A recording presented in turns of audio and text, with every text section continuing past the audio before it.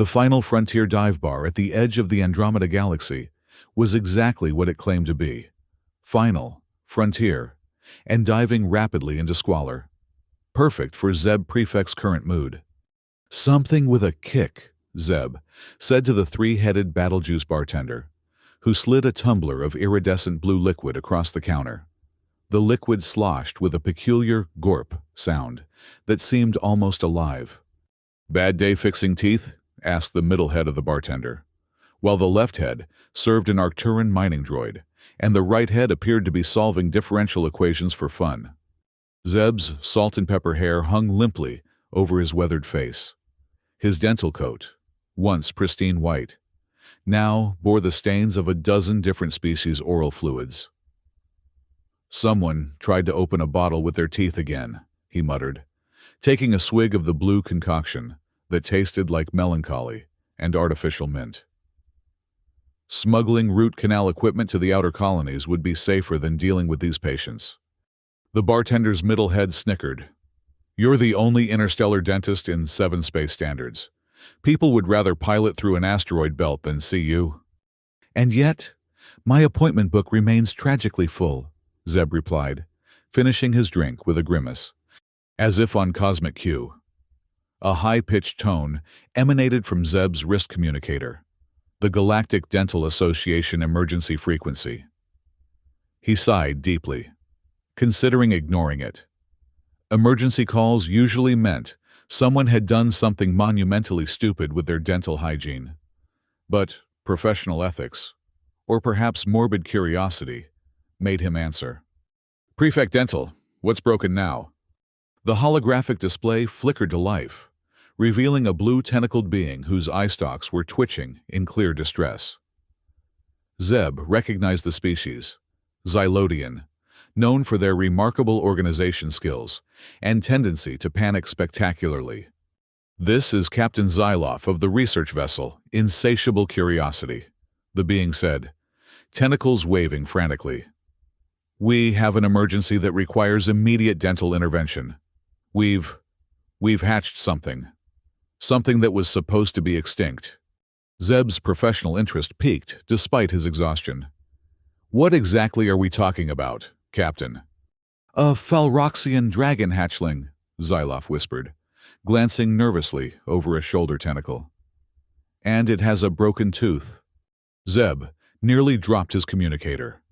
Falroxian dragons were legendary. Massive, fire-breathing creatures with scales that absorbed light and teeth made of biological metal alloys. They were supposed to have been hunted to extinction by the Dragon Teeth Mining Corporation a century ago, their valuable dental material harvested for aerospace technologies. "That's impossible," Zeb said, lowering his voice. "DTC eliminated the last Falroxian 50 years ago." "Apparently not," Xyloff replied. "We found an egg in cryostasis, hidden in an abandoned mining outpost. It hatched 3 days ago. Now it has a broken tooth and is tearing our ship apart. Fire everywhere. And there's a human child who won't leave its side." "Oh, what now?" "A human girl, 8 Earth years old, stowed away on our last visit to Terra. Name's Mila. She's the only one the dragon won't incinerate on sight." Zeb rubbed his temples. A mythical creature thought extinct. A broken biological metal tooth. And a human child. This day was rapidly devolving from bad to catastrophic. "Why call me? This sounds like a DTC problem." Xyloff's tentacles nodded in agitation. "If DTC discovers a living Falroxian, they'll slaughter it for its teeth and silence us permanently. This creature deserves to live. Dr. Prefect, it's the last of its kind." Zeb considered his options. The scientific value of examining a living Falroxian dragon was immeasurable. The financial value even more so. But dealing with a creature that could reduce him to ash with a hiccup? And a human child? He despised children almost as much as he despised being burned alive. "What's in it for me?" he asked, purely out of habit. "Besides preventing the extinction of a magnificent species." Xyloff's tone was accusatory. Our research foundation will transfer 50,000 universal credits to your account, and you'll get to examine the only living set of Falroxian teeth in the galaxy. That settled it. Send me your coordinates. I'll be there in 6 hours. And Captain, keep that thing contained until I arrive. Zeb cut the transmission and downed the remaining dregs of his blue drink. The bartender's 3 heads looked at him expectantly. Dragon tooth emergency, Zeb explained, tossing credits onto the counter. Might get barbecued. If I don't return, tell the Dental Association I died doing something heroic, like flossing. Back aboard his ship. The Sweet Tooth. Zeb prepared his equipment with unusual care.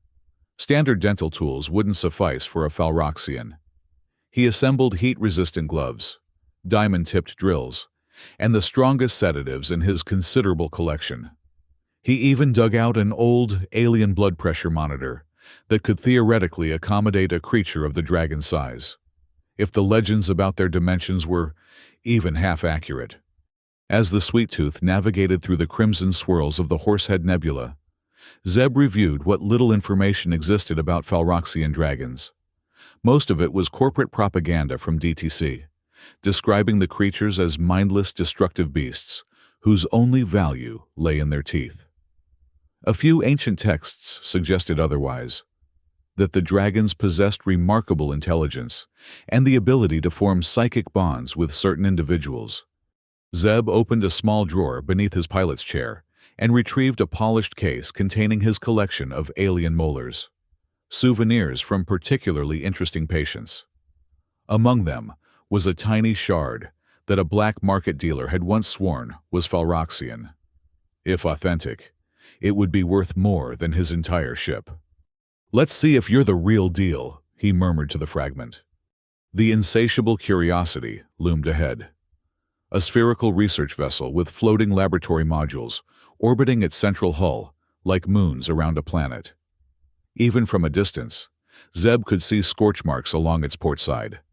After docking and cycling through decontamination, Zeb was greeted by Captain Zyloff, whose blue tentacles were now wrapped tightly around a datapad in obvious distress. "Thank the cosmic forces you've arrived," Zyloff said, ushering Zeb through pristine white corridors. "The containment system activated 3 more times in the last hour. We've moved all non-essential personnel to the auxiliary modules." "How big is this thing?" Zeb asked, hefting his medical bag. "Approximately the size of a small domicile. Larger than we anticipated from the egg dimensions. It's growing at an exponential rate." As they hurried down a corridor, the lighting suddenly shifted to emergency red, and a distant roar reverberated through the hull, followed by the drone of containment systems activating. "That's our patient," Zyloff said unnecessarily. They rounded a corner and encountered a small figure sitting cross-legged outside a massive cargo bay door. A human child, wearing an oversized jacket, clutching what appeared to be a stuffed animal with a crude dental kit sewn onto it. "You're the dentist?" the girl asked, looking up at Zeb with suspicious eyes. "Spark has been hurting all day. You're late." Zeb stared at the child, momentarily speechless. In all his years of dental practice across 17 star systems, he'd managed to avoid pediatric work. Children were unpredictable, prone to biting, and incapable of following simple instructions like, "Don't move while I have a laser drill in your mouth." "Mila," Captain Zyloff intervened. "This is Dr. Prefect. He's going to help Spark feel better."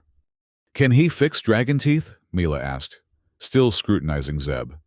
"Spark says his big tooth is broken inside, not just on the outside." "Spark talks to you?" Zeb asked carefully. Mila tapped her temple. "In here? He's very smart, but he's scared of the hurt." The cargo bay doors hissed open, revealing a cavernous space that had been hastily converted into a containment area.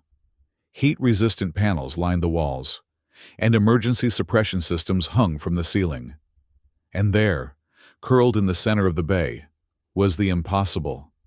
The Falroxian dragon was massive, its midnight blue scales absorbing the harsh lighting, creating a silhouette that seemed to bend reality around it. One enormous amber eye, pupil, slitted like a cat's, fixed on Zeb with unmistakable intelligence. Smoke wisped from its nostrils with each breath, and when it shifted slightly, the metal-plated scales along its spine clinked together like armor. "Sweet cosmic void," Zeb whispered. "He won't hurt you if I tell him not to," Mila said, walking fearlessly into the cargo bay. "Spark, this is the tooth doctor. He's going to fix your ouchie." The dragon made a low, rumbling sound that vibrated through Zeb's chest.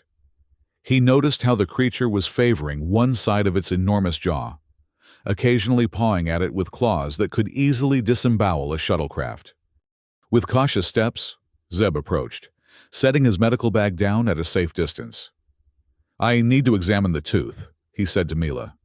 "Can you ask your friend to open wide?" Mila nodded and placed a tiny hand on the dragon's foreleg. After a moment of apparent silent communication, the Falroxian reluctantly opened its massive jaws. The interior of the dragon's mouth glowed with internal heat, like peering into a forge. Rows of metallic teeth lined the jaw, each one the size of Zeb's forearm and gleaming with an otherworldly luster. And there, toward the back, Zeb spotted the problem, a fractured rear molar, cracked deeply into the gum line, radiating heat like a fusion reactor having a bad day. "That's not good," Zeb muttered, backing away from the furnace-like breath. "The tooth is cracked through the pulp chamber. It needs to be extracted before infection sets in." "I taught him to tell me when it hurts using his mind," Mila explained proudly. "He's been saying ouchie all morning." "Well, he's got reason to," Zeb replied, already mentally calculating how much sedative it would take to knock out a creature this size. "We need to remove that tooth completely." Captain Zyloff's tentacles writhed anxiously. "Can you do that? Here?" "Not with standard equipment," Zeb admitted. "I'll need to modify some of your research tools. And we'll need a heat-resistant operating platform. This won't be a simple extraction." Just then, the ship's alarm system blared to life. A computerized voice announced, "Warning! Dragon Teeth Corporation vessel on intercept course. Estimated contact in 20 minutes." The dragon growled, a sound like continental plates shifting, and Mila clutched its leg more tightly.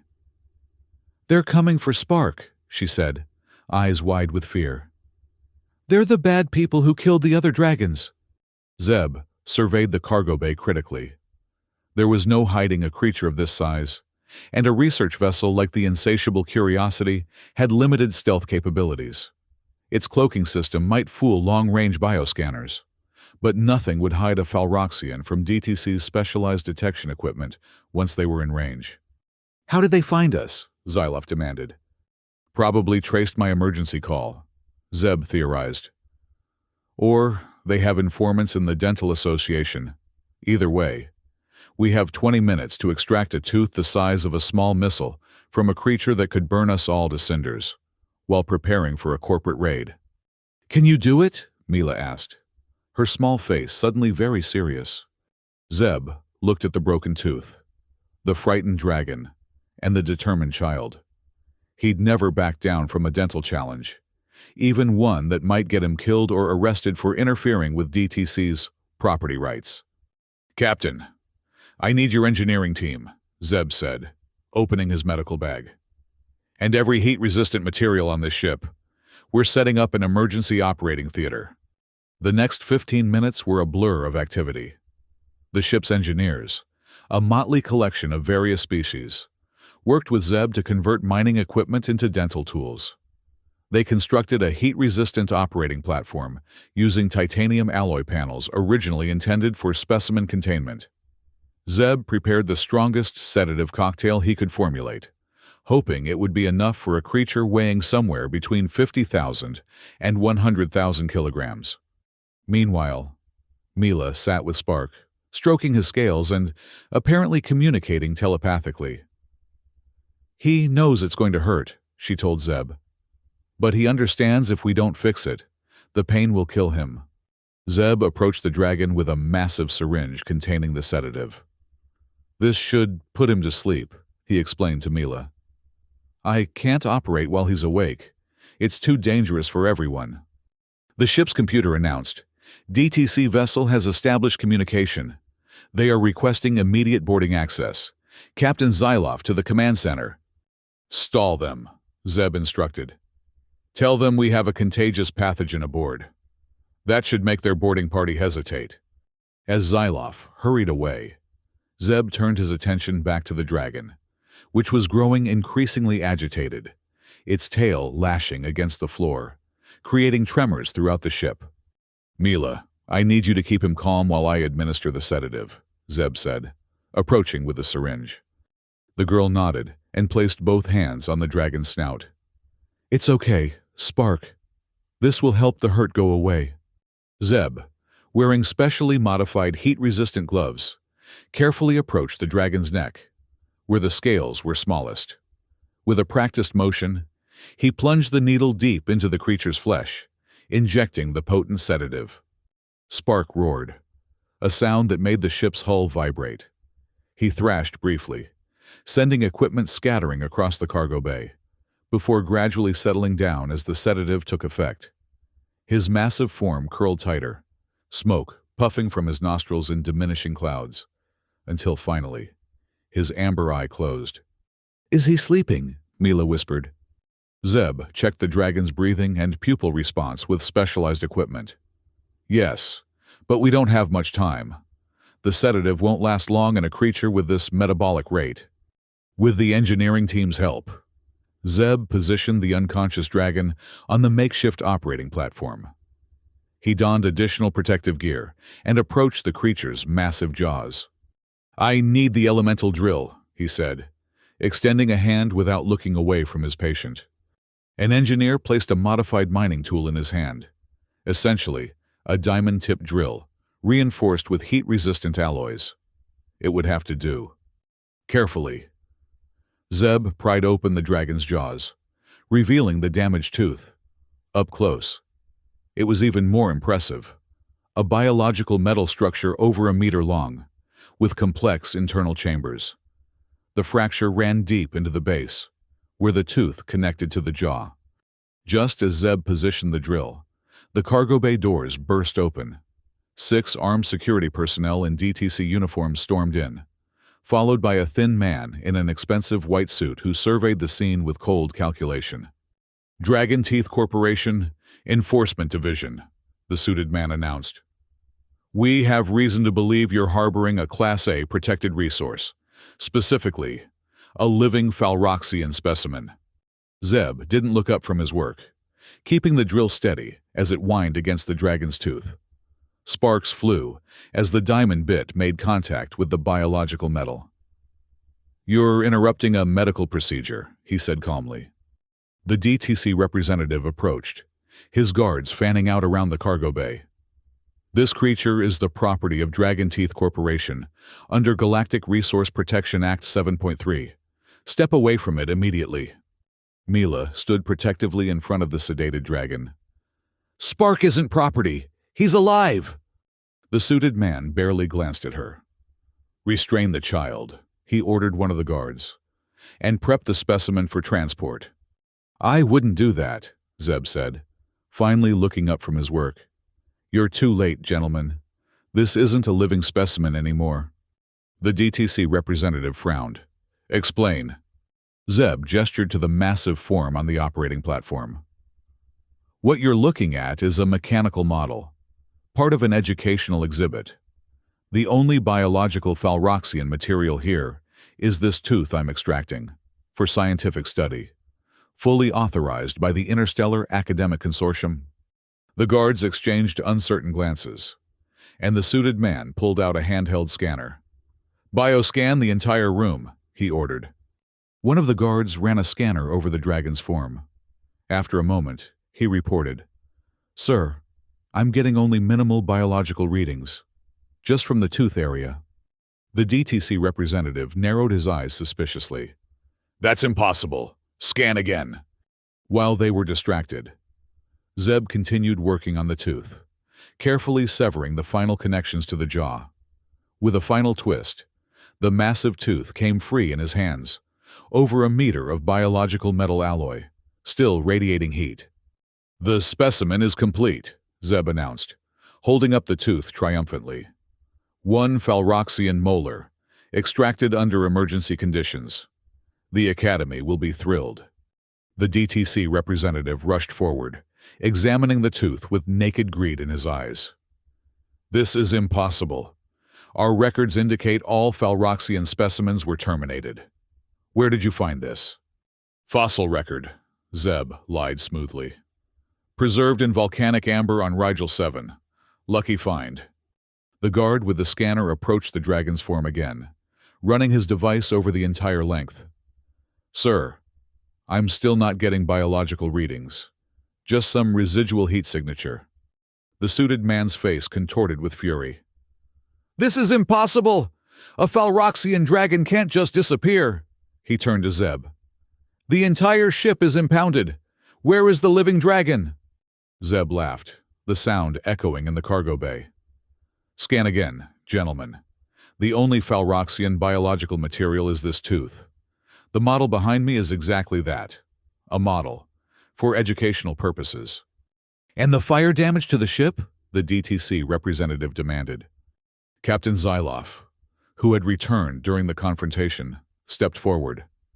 "Propulsion testing accident. We're a research vessel, after all." The DTC man wasn't convinced, but his scanner provided no evidence to contradict their claims. After an hour of increasingly frustrated searching, scanning every compartment of the ship, he was forced to concede temporary defeat. "Keep the tooth," he said to Zeb, his voice dripping with suspicion. "But know this, if there is a living Falroxian anywhere in this sector, DTC will find it, and anyone harboring it will face the full consequences of interfering with corporate property." With that final threat, the DTC contingent withdrew, their ship departing with obvious reluctance. Once they were certain the DTC vessel was truly gone, Zeb approached the mechanical dragon model that had been the center of so much attention. He knocked gently on its side, and a panel slid open. From within the hollow interior emerged Spark, now drastically smaller, roughly the size of a large horse, his scales still absorbing light, but his form compressed to a fraction of his former size. "Compression ability," Zeb murmured in awe. "The legends were true." Mila ran to the dragon, throwing her arms around his neck. "I told you he was smart. He can make himself small when he's scared." Spark shook himself, smoke trailing from his nostrils. In his jaw, where the broken tooth had been, a metal prosthetic now gleamed, perfectly fitted to the dragon's mouth. The creature seemed relieved, nuzzling against Mila affectionately. "He's not hurting anymore," Mila announced happily. Captain Zyloff's tentacles wavered in what Zeb had come to recognize as astonishment. "How did you manage that? The bioscanners?" "I coated him with a biological signal dampener," Zeb explained. "Used in certain dental procedures for patients with metal allergies. Combined with his natural compression ability, it fooled their scanners." He held up the massive tooth he'd extracted. "This is real enough to satisfy their immediate curiosity, but they'll be back with better equipment." "What do we do now?" Zyloff asked. "We can't keep him aboard indefinitely, and DTC will hunt any research vessel suspected of harboring him." Zeb considered the problem. "He needs somewhere to hide, somewhere DTC wouldn't think to look for a fire-breathing dragon." An idea formed in his mind. Ridiculous, dangerous, but potentially brilliant. "What about Earth?" "Earth?" Zyloff's eye stalks quivered. "The human homeworld." "Think about it," Zeb continued, warming to his idea. "Humans consider dragons to be mythological creatures. If one showed up, they'd assume it was a hoax or a movie prop.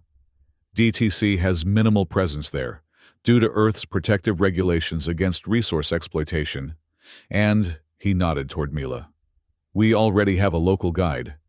Mila's eyes widened. "Spark could come home with me? My parents have a farm, lots of space." Zyloff's tentacles nodded in consideration. We could register it as a research project. Adaptation of last Falroxian dragon on Earth. Apply for protection under the Endangered Species Preservation Act. And I'll ensure DTC loses interest in hunting Falroxians altogether," Zeb added, carefully placing the extracted tooth in a specialized container. This tooth contains enough Falroxian DNA to synthesize a dissolution agent that will target the specific molecular structure of dragon teeth. One dose in DTC's storage facilities, and their entire stock becomes worthless dust. "You'd destroy a priceless scientific resource?" Xyloff asked, aghast. Zeb shrugged. "I'd be preserving a living one. Seems like a fair trade." And so the plan was set. The insatiable curiosity would take a research detour to Earth, ostensibly to study human dental practices, while actually delivering Spark to Mila's family farm. Zeb would return to his practice with a sample of Falroxian dental material, enough to create the dissolution agent that would eventually bankrupt DTC's dragon tooth monopoly. Months later, Zeb was back at the same Frontier dive bar, regaling a skeptical audience with his tale. "So the dragon lives on Earth now," he concluded, nursing another blue drink. Disguised as an endangered lizard species, under the protection of Mila's parents, DTC went bankrupt after their entire stock of Falroxian teeth mysteriously dissolved into worthless powder. The three-headed bartender snorted in disbelief. "And I suppose next you'll tell us you've performed root canals on the cosmic turtle." Zeb smiled mysteriously and pulled a postcard from his pocket. An actual paper photograph showing Mila standing beside what appeared to be a midnight blue horse-sized lizard, both toasting marshmallows over a small flame emanating from the creature's nostrils. The message on the back read, "Spark says thank you for fixing his ouchie. He helps make the best s'mores in the galaxy." The bartender's three heads leaned in to examine the image, each wearing a different expression of disbelief. "Could be photoshopped," the left head said doubtfully. "Could be real," the right head countered. The middle head just laughed. "Either way, it's a hell of a story. Another Gort Blue on the house, tooth puller." Zeb accepted the drink with a nod of thanks. He didn't need their belief. He had something better. Somewhere on a backwater planet called Earth, the last Falroxian dragon was learning to toast marshmallows instead of being hunted for its teeth. Sometimes, even in this cynical universe, things worked out. The dragon's tooth extraction had been the most challenging dental procedure of his career. But the real achievement wasn't pulling the tooth. It was helping a species pull back from the edge of extinction. "To Spark," he murmured, raising his glass to the distant stars. "May your teeth stay strong and your flames burn bright." And somewhere across the galaxy, a dragon with a metal tooth sneezed, accidentally setting fire to a haystack, while a young girl laughed and reached for the garden hose. Some problems were easier to solve than others. As for Zeb Prefect, interstellar dentist extraordinaire, he already had his eye on his next impossible patient. Rumors of a sentient asteroid with calcification issues near the Crab Nebula. But that, as they say, was another story entirely.